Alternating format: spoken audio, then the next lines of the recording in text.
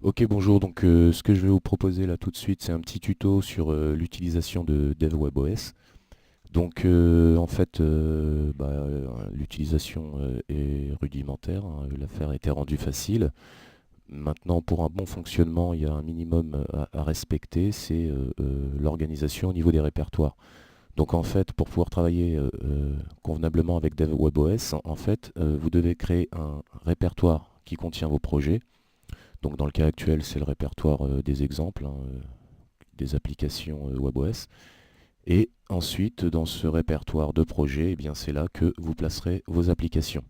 Donc dans le cas de ce tuto, donc, ce que je vais faire, c'est que je vais créer un dossier qu'on va nommer DevWebOS. Voilà.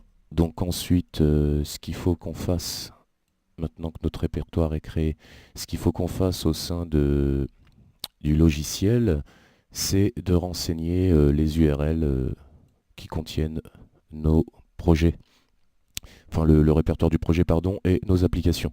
Donc dans mon cas, c'est le répertoire des exemples, comme j'ai dit. Et ensuite, il faut aussi renseigner le répertoire dans lequel se trouve Google Chrome pour pouvoir tester nos applications pendant le dev.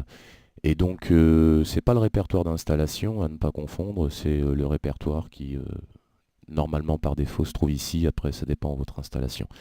Et donc ensuite ici, il faut inscrire le nom du répertoire de la solution, c'est-à-dire de l'application sur laquelle on travaille. Donc dans notre cas c'est DevWebOS. Voilà. Donc ensuite il ne reste plus qu'à enregistrer. Donc quand on a créé nos répertoires, donc si je mets ouvrir un fichier, j'arrive directement dans mon répertoire des exemples, puisque je l'ai configuré, ça m'évite de fouiller dans le disque et tout ça, de me prendre la tête. Donc en gros voilà, donc DevWebOS est ici, donc tout est bon. Donc ensuite ce qu'on va faire, c'est qu'on va créer 6 fichiers, 6 fichiers pour un projet de base, enfin une application de base Hello World. Donc je ne vais pas me prendre la tête à réécrire l'applique, hein, donc ça va être du copier-coller, hein, c'est le but de comprendre comment fonctionner avec euh, DevWebOS. Donc comme vous pouvez le voir, vous pouvez aussi créer un nouveau projet directement, donc ça vous créera les fichiers nécessaires à une application WebOS. Donc dans d'autres cas, on ne va pas utiliser ça aujourd'hui, mais vous pourrez en gros utiliser cette option pour pouvoir créer directement les fichiers de base de votre application. Donc là, on va créer 6 nouveaux fichiers. Pardon, je me trompe. On va créer 6 nouveaux fichiers. Voilà. Et on va ensuite les enregistrer en leur donnant les noms nécessaires à notre application. Donc ce qu'on va faire, c'est que quand on veut créer un fichier, c'est-à-dire si vous voulez choisir l'extension, il vous suffit de cliquer ici. Si en retour vous voulez directement enfin créer des fichiers spécifiques, bien ici c'est pour créer un fichier HTML, ici format JS, CSS, JSON, et ici c'est vous qui sélectionnez l'extension. Donc dans notre cas, le HTML, c'est simple, hein, ça sera l'index comme d'habitude. Donc on va aller se placer dans notre répertoire d'applications.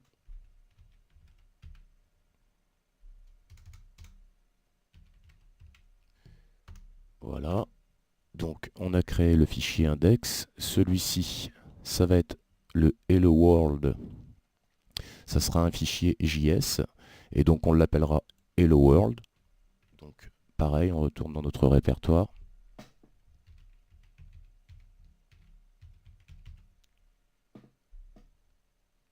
On va faire un petit copier-coller puisque ce sera le même titre pour le CSS. Donc ensuite ici on va créer un fichier Hello World en CSS. Donc pareil. Désolé.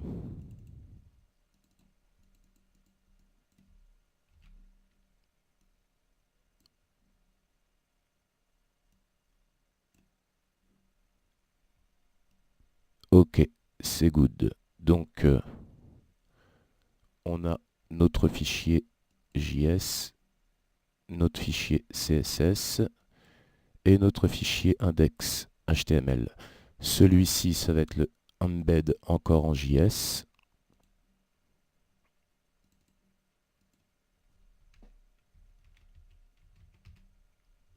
Ok, c'est good. Et ensuite, encore un JS, ça va être le depend. Les dépendances.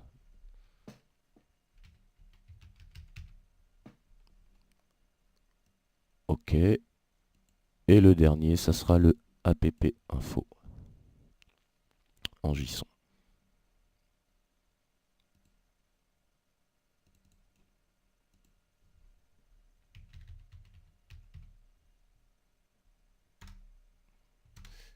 Ok, donc maintenant qu'on a créé tous nos fichiers, ce qu'on va faire, c'est qu'on va placer nos fenêtres pour pouvoir bosser dessus tranquillement.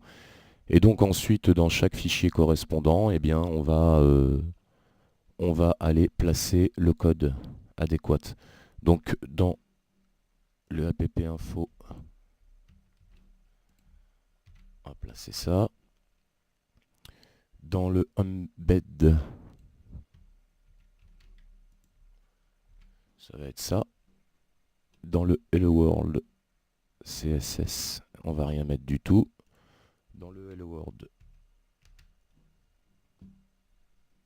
en JS. Ok. Dans le depend.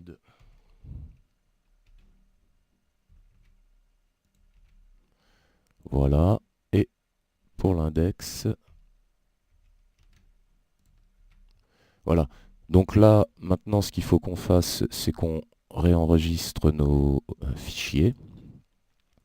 Donc, oui, on replace.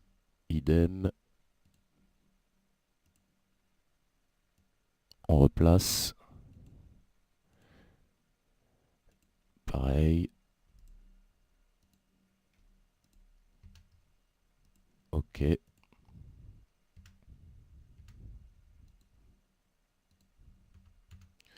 Ok, c'est good. Donc maintenant, on a créé tous les fichiers nécessaires à l'application test. Et donc, ce qu'on va faire, c'est qu'on va tout de suite la tester avec Chrome pour voir ce que ça donne. Donc, Chrome se lance directement en mode développeur. Et donc, notre application, c'est good, ça fonctionne. Hello World Dev WebOS. Donc, en gros, ça rend l'affaire plus simple pour le développement. Même si, bien sûr, il existe des plateformes comme Eclipse qui font très bien l'affaire, mais c'est dans notre cas, plus simple de faire comme ça. Donc ensuite, on va retourner dans notre répertoire d'exemples, et donc ce qu'on va faire, c'est qu'on va créer, enfin on va compiler pardon, notre application, et donc pour créer le fichier IPK, et donc quand ensuite on va dans notre répertoire, vous voyez le fichier a été créé. Donc ensuite, ok, donc j'ai lancé l'émulateur. Donc ce qu'on va faire, c'est qu'on va installer l'application dans le répertoire Download, ici. Donc voilà, hein, donc rien de plus simple, hein, c'est rudimentaire. Donc c'est exactement la même opération qu'on accomplit si on souhaite installer le software, hein. Vous cliquez ici sur votre touchpad. Donc il nous demande de sélectionner le fichier IPK qu'on a créé tout à l'heure. On clique sur ouvrir, on patiente un petit peu.